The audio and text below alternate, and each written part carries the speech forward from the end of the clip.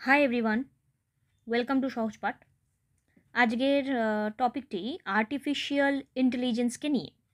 So artificial intelligence একটা অত্যন্ত গুরুত্বপূর্ণ টপিক এবং আর্টিফিশিয়াল ইন্টেলিজেন্সকে কারেন্ট অ্যাফেয়ার্স বেসড ডেটা নিয়ে আমরা যদি লেখার চেষ্টা করি, সেদিকে কিভাবে সেই লেখাটিকে আমরা লিখতে পারবো। তো আজকের এই সেশনে আমরা সেই দিকে আলোচনা করব, সেই বিষয় নিয়ে। এবং এই কৃত্রিম বুদ্ধিমত্তার বছর হিসেবে লেখক হেডিং দিয়ে কি বোঝাতে চাইছেন সেটি ব্যাপারে কথা বলবো। রাইটিংয়ের অত্যন্ত গুরুত্বপূর্ণ পয়েন্ট সবার আগে যেটা মাথায় রাখতে হয় সেটা হচ্ছে হেডিং। লাইক হেডিংটা এমন হওয়া উচিত, যিনি তোমার লেখা পড়বেন তিনি যেন হেডিংটা থেকেই বুঝে নেবার একটা, তার মধ্যে একটা প্রবণতা তৈরি করতে পারেন যে হ্যাঁ, আমার যে কনটেক্সটটা যেটা রয়েছে সেটা কিসের উপর হতে পারে। সো কৃত্রিম বুদ্ধিমত্তার বছর এখানে বলা হয়েছে এবং এই প্যারাগ্রাফের এই লেখাটা মানে এই হেডিংয়ের এইটা নিচে থাকবে। আমরা একেবারে নিচেই আলোচনা করি। সো আগে যদি আমি তোমাদের আর্টিফিশিয়াল ইন্টেলিজেন্সের ডেফিনেশন নিয়ে কথা বলি, তো সেই জায়গাটাকে আমাদেরকে আগে ক্লিয়ার করতে হবে। What is artificial intelligence? Artificial intelligence is the basically simulation. কিসের? হিউম্যান ইন্টেলিজেন্সকে যখন ডিফারেন্ট মেশিন, বিশেষ করে কম্পিউটারের টেকনোলজিকে ব্যবহার করে অ্যাপ্লিকেশন করা হয়, তখন তাকে আর্টিফিশিয়াল ইন্টেলিজেন্স বলে, যাকে শর্টে আমরা বলে থাকি এআই।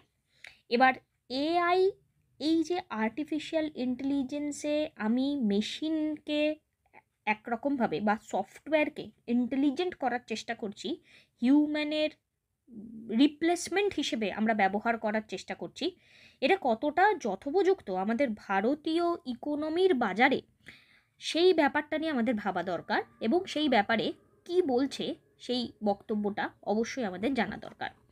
এখানে টপিকটি লেখক কি বলার চেষ্টা করেছেন সেটা নিয়ে আমরা কথা বলি। বছর দশেক আগেও কম্পিউটারকে কাজ করাতে হলে শিখতে হতো সি, সি প্লাস প্লাস, জাভার মতো সব প্রোগ্রামিং ল্যাঙ্গুয়েজ। কম্পিউটারের সঙ্গে নিতান্ত সাধারণ ইংরেজিতে কথাবার্তা চালিয়ে যাবার রাস্তা খুলে দিয়ে গত বছর নভেম্বরে আলোচনার কেন্দ্রে উঠে এলো আমেরিকার ওপেন এআই নামের এক সংস্থা।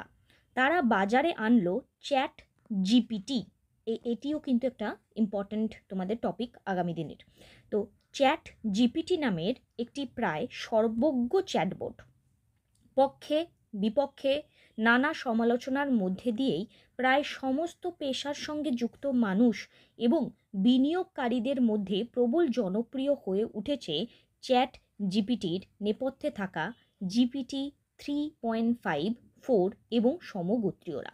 তাহলে মেনলি ব্যাপারটা নিয়ে কী কথা বলার চেষ্টা করা হচ্ছে? বলা হচ্ছে যে কম্পিউটারকে দিয়ে কাজ করানোর জন্য আগে অনেক প্রোগ্রামিং ল্যাঙ্গুয়েজ শিখতে হতো এবং সেই প্রোগ্রামিং ল্যাঙ্গুয়েজগুলোকে দিয়ে আমরা আমাদের যে সামাজিক যে বিভিন্ন রকমের প্রয়োজনীয়তা রয়েছে কম্পিউটারের নেপথ্যে, সেগুলো আমরা ফুলফিল করতাম।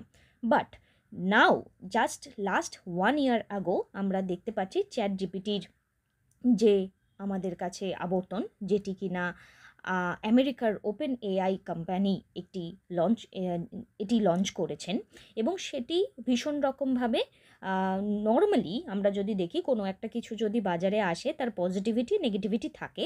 তো সেক্ষেত্রে মানুষ পক্ষেও কথা বলবে এবং বিপক্ষেও কথা বলবে, এবং সেই সমালোচনার মধ্যে থেকে উঠে এসে এই চ্যাট জিপিটিকে কিন্তু সকলে ব্যবহার করছে, বিকজ এটি ফেমাস হয়ে গেছে।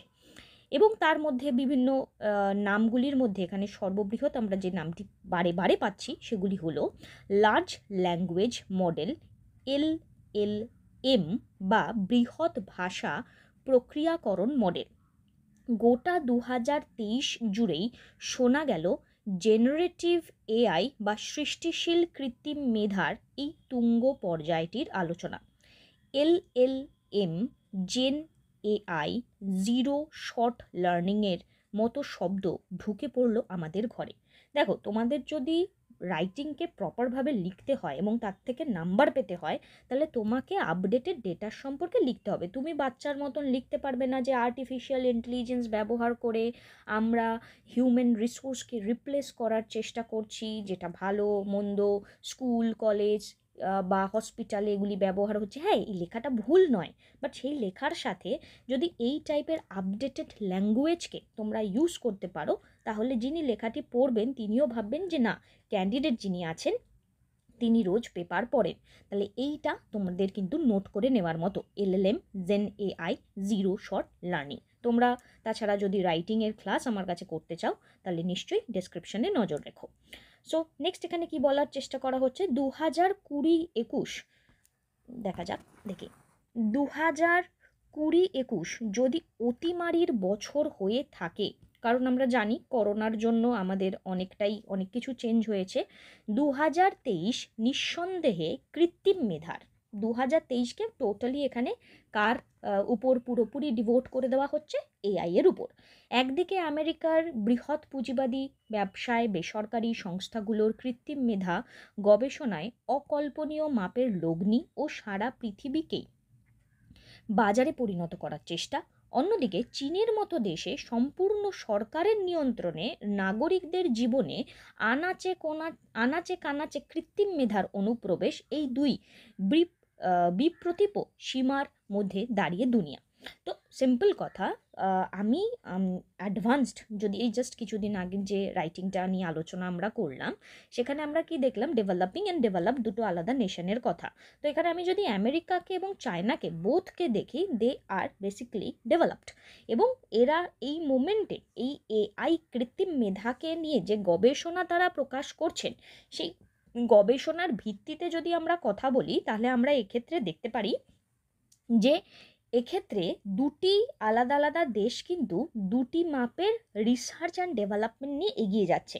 তো চায়নাকে সিম্পলভাবে আমরা যদি দেখি, চায়নার যে ইকোনমি, সোশ্যালিস্টিক বেসড ইকোনমি, সেই ইকোনমিতে তারা এখানে AIকে সাধারণ মানুষের জীবনে পুরোপুরি এখানে প্রবেশ করিয়ে দিচ্ছে, এবং সরকারের সেটা নিয়ন্ত্রণে এখানে থেকে সেটা হবে, সরকার কিন্তু এখানে কন্ট্রোলটা রাখবে।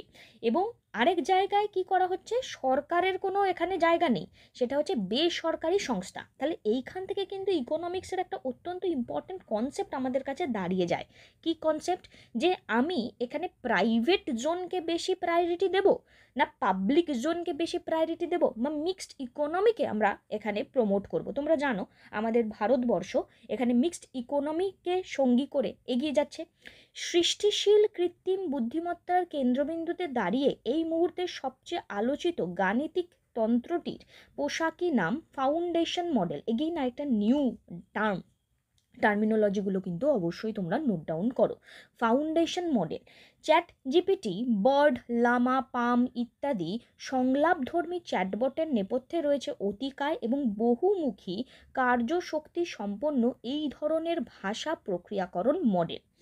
এই মডেলগুলোকে আমাদের মানুষী ভাষার অনেক সাধারণ কার্যকলাপে, যেমন পাঠ সংক্ষেপণ, একটি অনুচ্ছেদ পড়ে তার থেকে প্রশ্নের উত্তর খোঁজা, শূন্যস্থান পূরণ ইত্যাদি প্রশিক্ষিত করে তোলার জন্য ব্যবহার করতে হয় ইন্টারনেটের ভাড়ার থেকে বিপুল পরিমাণ ডিজিটাল টেক্সটের সম্ভার।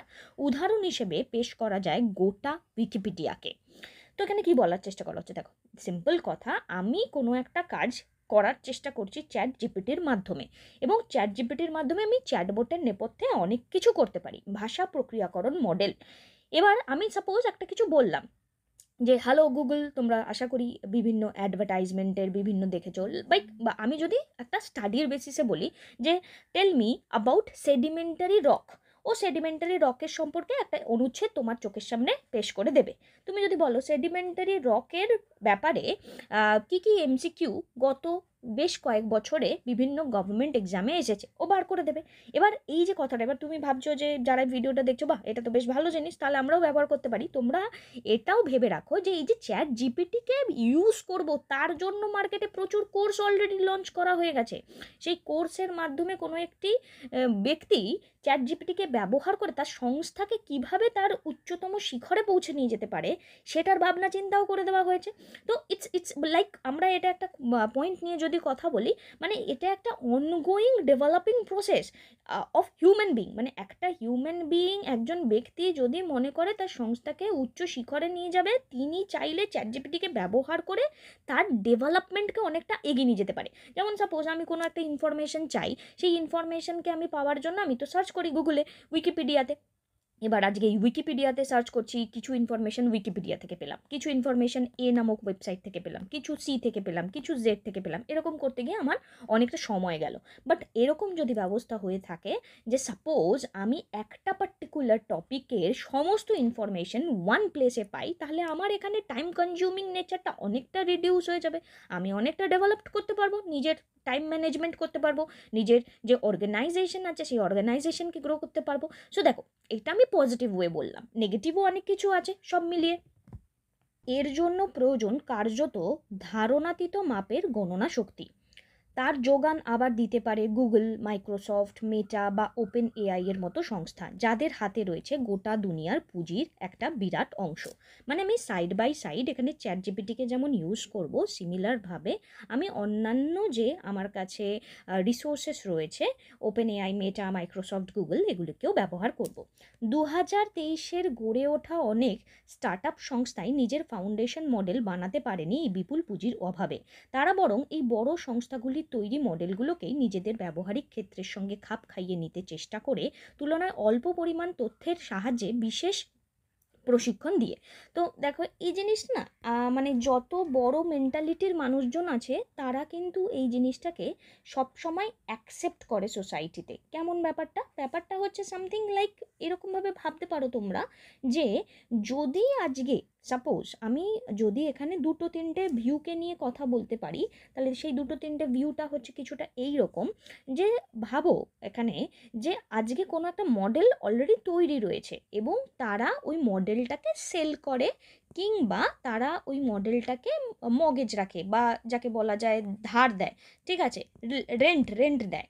এবার আমি যদি এরকম সমাজে প্রতিষ্ঠিত হতে চাই, তো কোনো একটি পার্টিকুলার জায়গায় আমার যদি কোনো একটা কাজ থাকে এবং সেটা যদি এই মডেলটাকে ধার নিয়ে কাজ করে মিটে যায় এবং ফার্দার দ্যাট আমি তার সাথে অ্যাড অন করি, তাহলে সেটা করা ভালো। কারণ এই যে কোম্পানি যে মডেলটা অলরেডি তৈরি করে রেখেছে, তারা তো কোনো একটা কাজের রেসপেক্ট এটা তৈরি করে রেখেছে, তো অলরেডি সেইটাকে ইউজ করে নিলে আমার খাটনিটাও যেমন বাঁচবে, অল্প বিস্তর টাকা দিয়ে আমার ঝামেলাটা মিটে যাবে। তো এটা বুদ্ধিমানের মতন কাজ। তো এই কাজটাকেই এখানে নিয়ে প্রশিক্ষণকে আগামী দিনে এগিয়ে যাওয়ার কথা বলা হচ্ছে। এইভাবে একটা সাধারণ ফাউন্ডেশন মডেলকে বিশেষ উদ্দেশ্যে ব্যবহার করার প্রক্রিয়াগুলি যন্ত্রমেধার পরিভাষায় বলে প্রি ট্রেনিং, ফাইন টিউনিং এবং প্রম্পট ইঞ্জিনিয়ারিং। এগুলো দেখো নিউ টার্ম, মানে এই যে প্রসেসটা যেটা নিয়ে আমরা কথা বললাম তাকে এই টার্মগুলো বলে। এই প্রক্রিয়াগুলো ব্যবহার করে বানিয়ে ফেলা চলে নির্দিষ্ট ধরনের কাজের জন্য বিশেষ চ্যাটবোর্ড, যেমন মেড-পাম 2, যা বিশেষভাবে প্রশিক্ষিত শুধুমাত্র চিকিৎসাবিদ্যা বিষয়ক প্রশ্নোত্তরের জন্য। এই চ্যাটবোর্ড শেক্সপিয়ারের নাটক বিষয়ক প্রশ্নের সদুত্তর দিতে পারবে না, কিন্তু বুকের একটি এক্স-রে ছবি দেখে বলে দেবে ফুসফুসের অবস্থা ঠিক কীরকম, তৈরি করে দেবে একটি মেডিকেল রিপোর্ট। মানে বুঝতে পারলে, মানে স্পেসিফিক করে দেওয়া।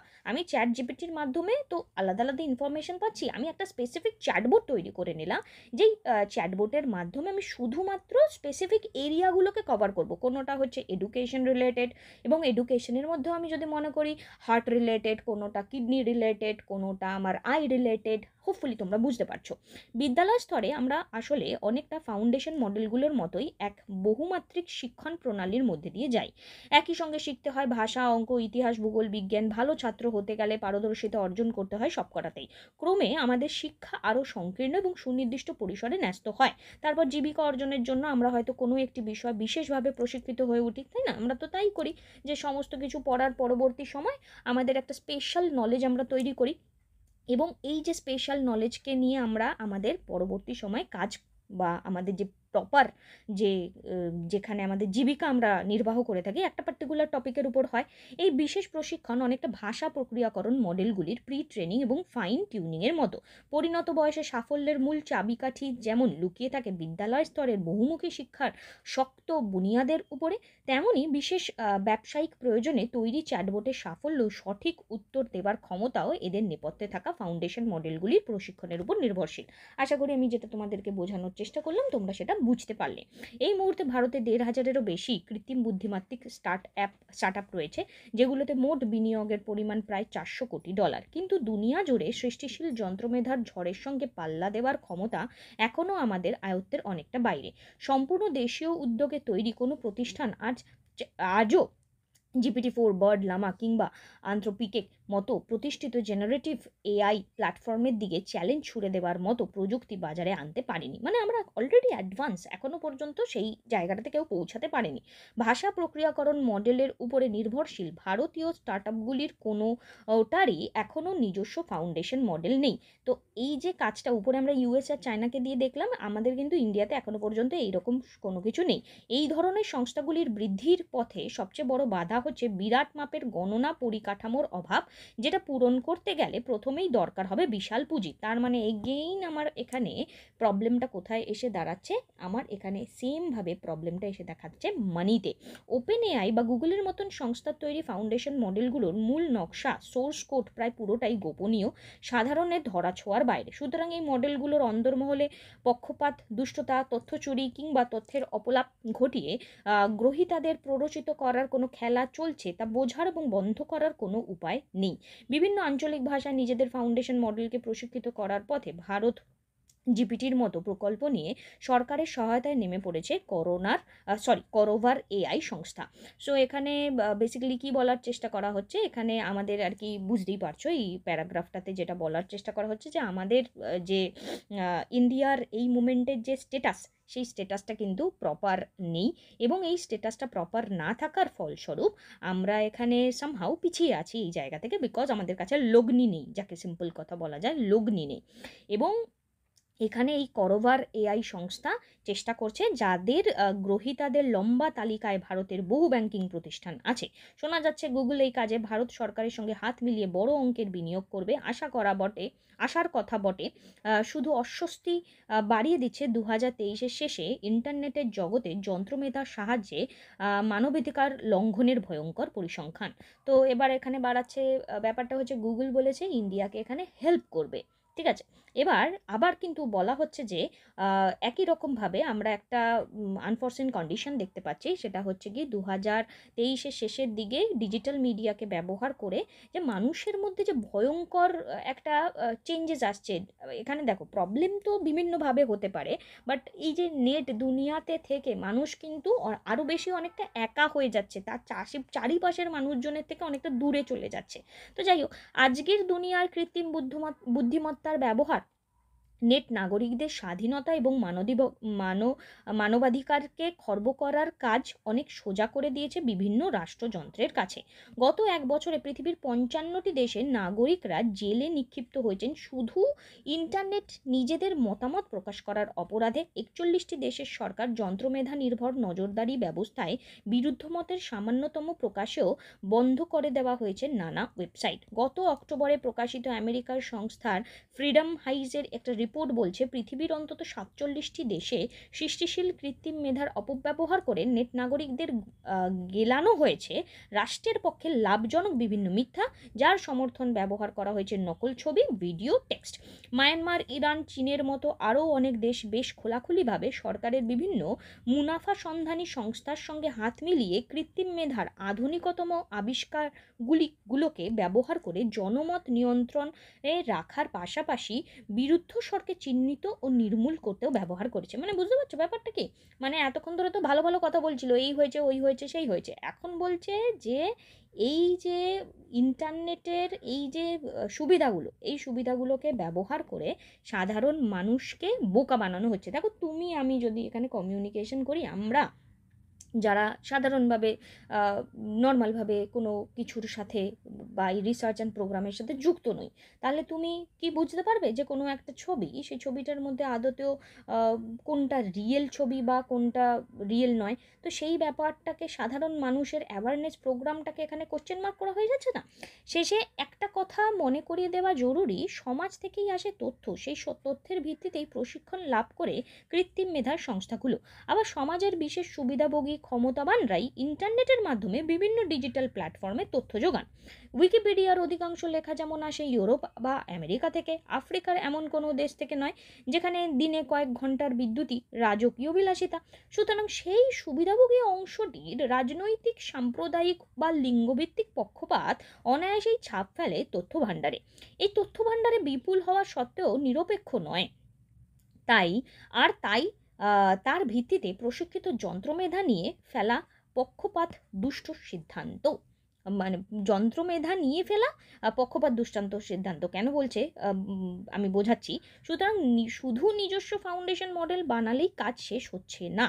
সরকার পক্ষের যারা চাইছেন যে আগামী বছরগুলোতে ভারতের সমস্ত আঞ্চলিক ভাষায় তৈরি হোক মেক ইন ইন্ডিয়া চ্যাটবোট, তাদের এখনও কৃত্রিম মেধা নামের ইঞ্জিনের আসল জ্বালানি অর্থাৎ আম জনতার থেকে আহরিত তথ্য ভাণ্ডারকে পরিচ্ছন্ন, সুষম, সুরক্ষিত করার পথে অনেকটা হাঁটতে হবে। তো লাস্ট প্যারাগ্রাফটা বেশ ইন্টারেস্টিং, বেশ সুন্দর, এবং এই যে এতক্ষণ ধরে আমরা এত ভালো ভালো কথা পড়লাম, সেই কথার একটা দারুণ কনক্লুশন দেওয়া রয়েছে। কি কনক্লুশন?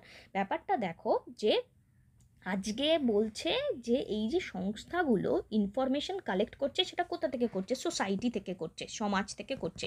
এবার এই সোসাইটি থেকে যে ইনফরমেশনটা আসছে, সেই ইনফরমেশনটাই যদি রং হয় তখন কি হবে? সেই ইনফরমেশনটাই যদি রং হয় তাহলে তো গল্প পুরোটাই। কারণ ওই ইনফরমেশনকে ব্যবহার করেই ওনারা তৈরি করছে এখানে ওনাদের মডেল, এবং সেই মডেলের উপর বেস করেই যদি আমরা আবার দেখি, সেই মডেলটাকে আমরা আবার রান করাতে পারছি, এবং সেই ভুল ইনফরমেশনের মডেলটাই বাজারে প্রচলিত হচ্ছে। সেখান থেকে উঠে আসছে আবার নিউ ডেটা, মানে সার্কিউলেশন এখানে চলেই যাচ্ছে, এবং সেখানে একটা নেগেটিভ অ্যাঙ্গেল আমরা কিন্তু সোসাইটির মধ্যে দেখতে পাচ্ছি। তো সেক্ষেত্রে এটাই বলা হচ্ছে যে শুধুমাত্র মডেল বানিয়ে নিলেই আপনারা ভাবছেন কাজ শেষ হয়ে যাবে, এমনটা নয়।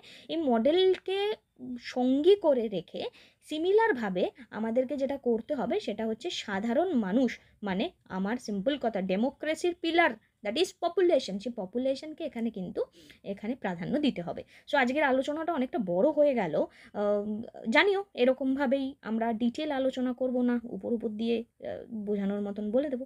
ওকে, থ্যাংক ইউ, টেক কেয়ার।